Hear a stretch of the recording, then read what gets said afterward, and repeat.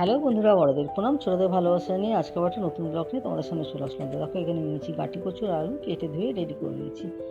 আজকে করবো গাটি কচু আলু দিয়ে চিংড়ি মাছ দিয়ে তরকারি। তার জন্য একটা ভাজা মশলা রেডি করে নেবো। শুকনো লঙ্কা, গোটা ধনে আর গোটা জিরে, সাদা জিরে নিয়ে গ্যাসের আঁচটা কমিয়ে সুন্দর করে ভেজে নেবো।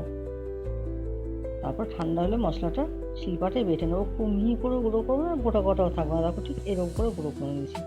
আর এদিকে কড়াইয়ে তেল দিয়ে চিংড়ি মাছটা ভেজে নেবো। কড়া করে ভাজবো না, ঠিক দেখো এরকম ভাজাটা হলে চিংড়ি মাছটা নামিয়ে ওই কড়াই দিয়ে দেবো তেল। আবার তেলটা দিয়ে গাঁটি কচু আলুটা সামান্য নুন হলুদ দিয়ে সুন্দর করে লাল লাল করে ভেজে নেবো। আর ভাজাটা এমনই ভাজবো বেশিরভাগটাই সেদ্ধ হয়ে যাবে ভাজতে হবে।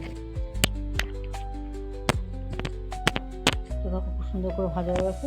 এখন গাঁটি কচু আলুটা তুলে নিয়ে দিয়ে দেবো ফোড়ন। দিয়ে দেবো দুটো শুকনো লঙ্কা, গোটা সাদা জিরে, আর দিয়ে দেবো দুটো তেজপাতা। ফোড়নটা হয়ে আসলে দিয়ে দেবো কুচিয়ে রাখা পেঁয়াজ।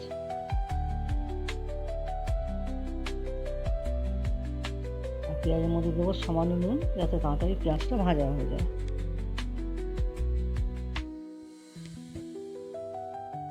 আর এদিকে পেঁয়াজটা ভাজতে ভাজতে একটা মশলা রেডি করে নেবো। তার জন্য এই যে গোটা জিরে বেটে নিয়েছিলাম, আর তার মধ্যে দিয়ে দেবো ধনের গুঁড়ো, আর দিয়ে দেবো লঙ্কার গুঁড়ো, আর দিয়ে সামান্য জল দিয়ে মশলাটা গুলিয়ে নিয়ে রেডি করে নেবো।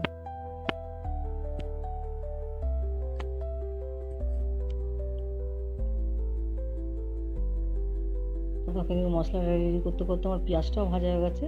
এখন মশলাটা দিয়ে দেবো, আর মশলা ধোয়া বাটির ধোয়া জলটা একটু দিয়ে ভালো করে মশলাটা কষিয়ে নেবো। দিয়ে দেবো পরিমাণ মতো নুন আর হলুদ। তো মশলাটা কষানো হয়ে এসছে, এখন দিয়ে দেবো ভেজে রাখা আলু আর কচুটা। দিয়ে আবার বেশ কিছুক্ষণ কষিয়ে নিয়ে দিয়ে দেবো পরিমাণ মতো জল। ঝোলটা ফুটে উঠলে দিয়ে দেবো একটা ঢাকা, গ্যাসের আঁচটা কমিয়ে কচু আলুটা সেদ্ধ হওয়ার জন্য।